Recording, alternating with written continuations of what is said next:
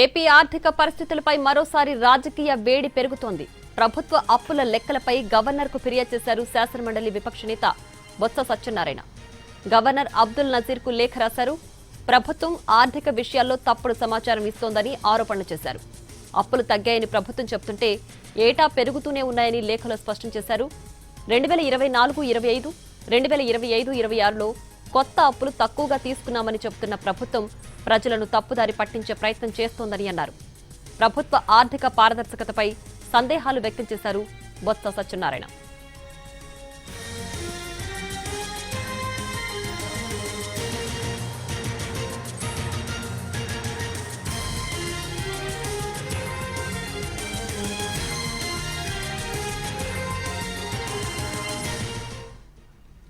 AP ఆర్థిక పరిస్థితులపై మరోసారి రాజకీయ వేడి పెరుగుతోంది.